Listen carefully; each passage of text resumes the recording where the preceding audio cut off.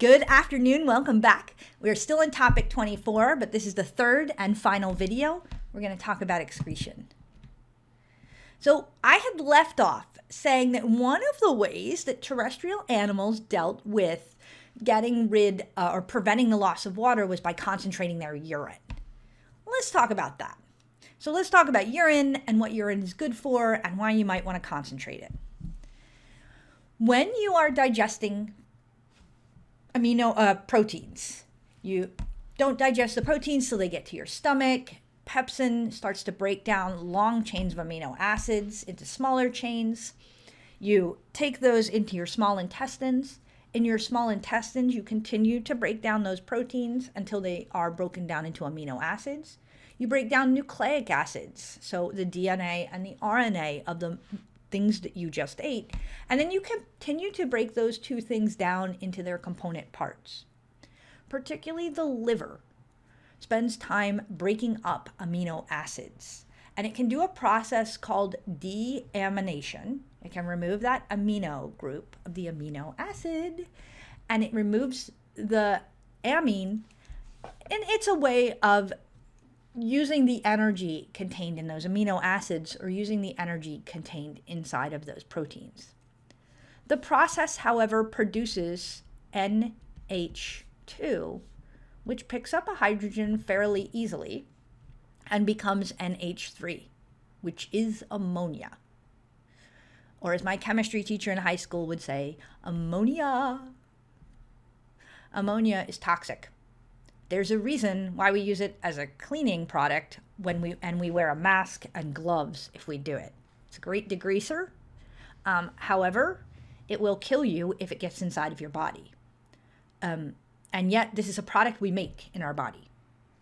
Now, the way we get rid of it is by adding a lot of water, diluting it, and excreting it. If you are an aquatic animal, and whether you are marine or a freshwater fish, if you're any of those freshwater or saltwater invertebrates, you can get rid of ammonia because you can just excrete it into your surrounding environment.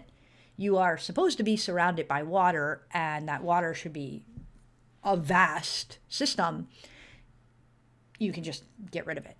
So you don't need to concentrate it, nor do you need to store it somewhere or convert it into something less toxic. This is, however, the reason why it's so important to keep your fish tank clean. If you have fish, goldfish particularly, and you keep them in a little tiny bowl, they're excreting ammonia into that itty-bitty bowl, and they're creating a toxic environment for themselves. They evolved to live in very big, watery areas, and their bodies are getting rid of a toxic substance. If you don't monitor and keep that water flowing, hopefully a bigger tank of water, your fish will die in their own waste. Now, mammals, amphibians, sharks, some of the bony fishes, so some osteichthyans, don't excrete ammonia. They concentrate that ammonia and they go through a chemical reaction, and we do this, where we form urea. Urea takes some amines, binds it to a carbon. This is an organic molecule, and it's less toxic, so we can hold it in our body a little bit, like in a bladder. Reptiles, most terrestrial insects, land snails, have a bigger problem than us, whereas most mammals have enough water available. Sharks, amphibians, we have enough water available that we can excrete urea. We can dilute it a little bit. It's a little bit toxic, not a problem. Birds, insects, and land snails really deal with trying to conserve water even more than mammals. Insects have that problem with losing water to their environment when they breathe. Land snails need to stay wet except that they live on land. And birds and many of the reptiles, particularly birds, need to fly. And water is heavy. You can't carry around a full bladder. So they convert their ammonia into uric acid. Uric acid is very expensive to make. It costs a lot of ATP, but it does not need to be diluted. I'm going to put this together in a little chart for you. Traditionally, we don't get a workshop on this because we kind of run out of time. You guys are lucky. I think we are doing some of this in workshop. Ammonia aquatic animals that have a lot of water, ammonia is very toxic, super toxic. Urea is less toxic, and uric acid is even less toxic than urea. That means ammonia doesn't take a lot of energy to produce. This is what is made during the deamination process, plus a hydrogen. Urea takes more energy to produce, but it lowers the toxicity. Uric acid takes a lot of energy to produce. It's in fact very high energy. It's not even soluble in water. I better write not soluble in water. Whereas this is soluble in water. This is soluble, obviously, in water. But the trade-off is, for uric acid, these animals do not have to mix it with water in order to dilute the toxicity. It's not water soluble. However, it costs a lot of energy. However, it's not very toxic. That says insoluble. I feel like that's getting cut off at the bottom, but this one says insoluble. How do we make it? Now, we make urea and uric acid as humans. So we make some urea that we get rid of by flushing it with water. Some of our waste, getting rid of nitrogenous waste, is uric acid. But all of it is done by filtering those nitrogenous waste from the blood, where they've been put into the blood by the liver. They flow through the entire body, and as that blood flows to our kidney, the kidney filters out nitrogenous waste. The kidney also filters out ions, toxins, dye, things that it needs to get removed from the body. Now, I'm going to do a super basic idea. So this is the most basic drawing of a kidney I could find. It has a blood capillary coming in, and it is coming contact. This yellow part is a structure called a nephron. It's the basic building block of a kidney. A kidney is made up of millions of nephrons. But here's one capillary coming in, and it's being filtered, and this is the filtered blood is leaving. I'm going to make this more complicated looking as we build through this part of the lecture. This right here is very thin. Things can diffuse easily and pass through the membrane of the capillary and very easily pass into the structure of the kidney, into this nephron. Now, the first part of this, filtration, is not specific. Things that are at high concentration in the blood and low concentration in the kidney, if they can pass through the membrane, will pass through and they will be filtered out of the blood. But filtration is only the first step. Now, I want you to note here that this blood capillary is passing, this is right next to this nephron. So that exchange of materials, because there's just some interstitial, I don't think I've used that word yet. A little bit of fluid-filled space. These are two cells right next to each other. The interstitial space in between. So filtration and movement of ions and other things can still occur between the nephron and the capillary.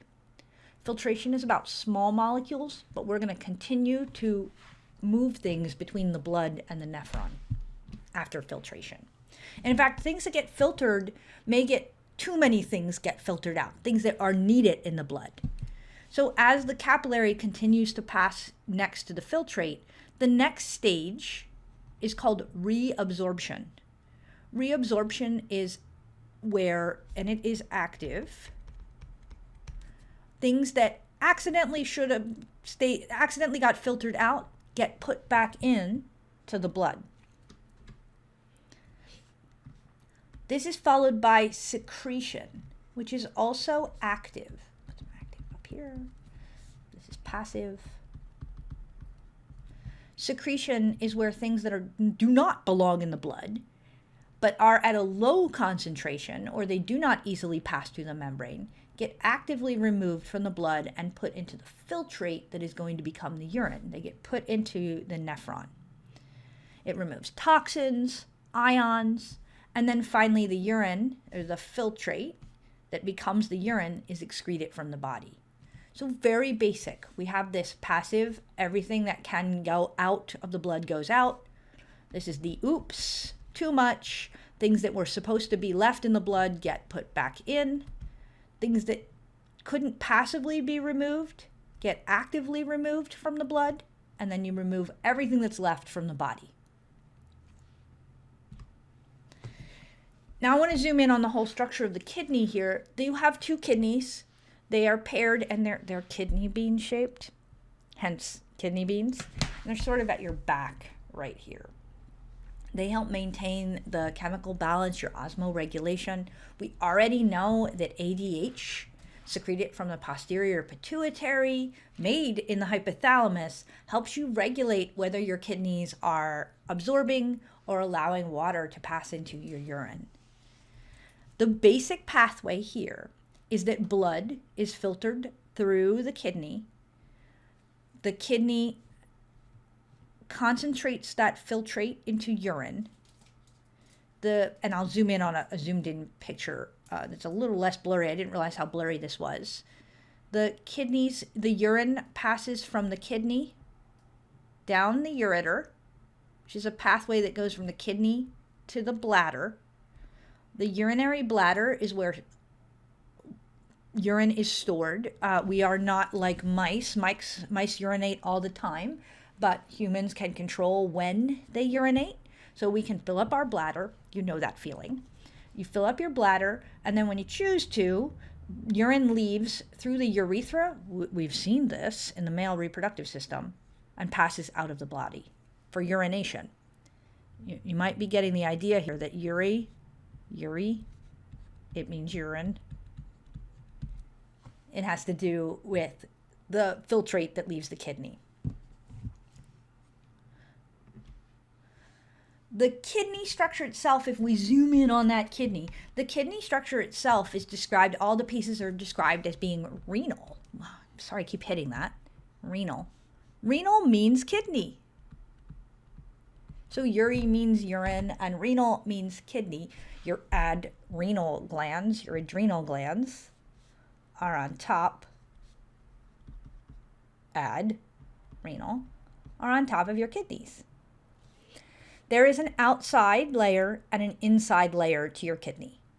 The cortex, like with the brain, the cortex is the outside, or with the adrenal glands, the cortex is the outer part. So you can't just call it the cortex, you need to call it the renal cortex, so we know what you're talking about.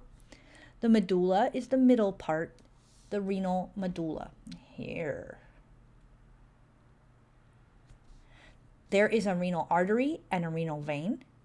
Arteries move away from the heart. Blood arrives from the heart in the renal artery. Blood is filtered. The filtered blood returns from the kidney in the renal vein, where it will ultimately return to the heart. We will add in the heart in the next lecture. By the end of the next lecture being done, by the time we finish circulation, I want you to be able to trace from the heart to the kidney and back, or from the heart to the lungs, to the kidney, however you want to do it, but flow it through the whole body, filter it, oxygenate it, and then pass it back to the heart. The renal pelvis is right here. The renal pelvis is where urine collects, where it's going to then ultimately go out the collecting duct to the ureter.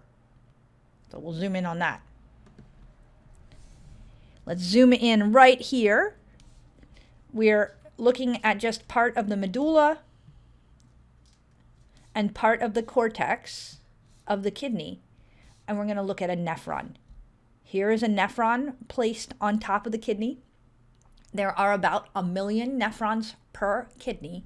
If you're starting to have kidney failure, what's happening is some of the nephrons are not functioning anymore. Nephrons, each individually, is where the capillary tubes, the circulatory system, comes in contact with the filtering system of the kidney. I'm going to zoom in. I'm not going to ask you to memorize all this from a picture. Let's zoom in on just this part that we looked at where filtration was occurring. this part where the circulatory system is coming in contact with the nephron, there are two parts in this picture. There is the circulatory system part, which is called the glomerulus. This is all where the blood vessels are. Blood doesn't pour into the kidney. Otherwise, you would be urinating blood all the time. And that's bad. That's definitely bad. What happens is the blood capillaries, the glomerulus, are very thin. They're one cell layer thick, and they come in contact with the nephron. The nephron structure that's wrapped around the glomerulus is called Bowman's capsule. So Bowman's capsule is the beginning of the nephron.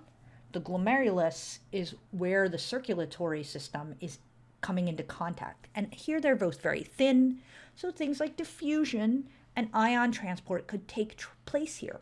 We're going to focus on diffusion now. We're going to use countercurrent exchange, just like we did in the fish, but, well, okay, slightly differently than we did in the fish. In the fish, we had water that was oxygenated moving one way and blood moving the other way. And then we're flowing across each other so that we maximize the amount of diffusion of oxygen into the blood. We don't want to do oxygen here. We still want blood, but we're going to use the flow in the nephron as our other current, and we're going to do the same concept as in the fish. We're going to have them flow against each other, so we maximize passive diffusion of ions, of everything that we need to move, the filtrate, so that we spend as little energy as possible filtering the water and removing the water from the filtrate, removing the excess water from the urine. This is the picture where we were. We had the glomerulus inside Bowman's capsule. I'm going to give a bigger picture here. Here was our glomerulus where blood came in. And now, the non-specific things that were filtrated passively from the glomerulus into Bowman's capsule pass through what we call the proximal tubule. You can call it proximal convoluted or just proximal tubule. I'm going to go under that one. And then it dives down, and this is within the structure of the kidney, so this is not just a loose tube, the loop of Henle. Now the loop of Henle goes down and back up here. As we dive through into the medulla, from the cortex, into the medulla, I better put R's there for renals. This shape of this takes advantage of countercurrent exchange to minimize the amount of energy that's being used. As the descending loop of Henle passes into the renal medulla, the water can pass from the filtrate that was filtered out of the blood back into the tissue of the kidney. It can then be reabsorbed into the blood. So it limits the amount of water loss that's occurring. And that's controlled by levels of ADH. As the Henle loop ascends, we go back up into the renal cortex, there is some active reabsorption of ions, of sodium and chloride ions that also get taken back up into the kidneys to keep the kidney pretty salty. The kidney's pretty salty, so it's really good at pulling water out of the urine. Salt sucks. I made 3 and 4 here because it's in a picture, so loop of Henle is 3 and 4. The longer the loop of Henle is, and this is not between people but between different species, the longer the loop of Henle is, the more water absorption takes place. So something that lives in freshwater environment, I expect this to be very short. Something that lives in a less water available environment, maybe they live on land, I would expect this to be much longer. The loop of Henle travels into the distal tubule. I think these are crossing over each other in the picture, but they are not connected to each other. The distal tubule, selectively secretes and absorbs different ions. It helps to make sure that the blood pH, the blood balance is correct. And then the filtrate travels, this is now urine, travels into the collecting duct, and then this heads down to the ureter. So hold on to collecting duct because I couldn't fit it all on one page, but the collecting duct, dun dun dun dun, is right here. Make a big X. There's another one over here. The collecting duct meets up at the renal pelvis, and the urine passes down the ureter to the urinary bladder where it's stored, and then urinate it out the urethra. Uri. Once you get to uris, we're talking about urine. With that, I have a practice question for you. This is a jerboa. It's real.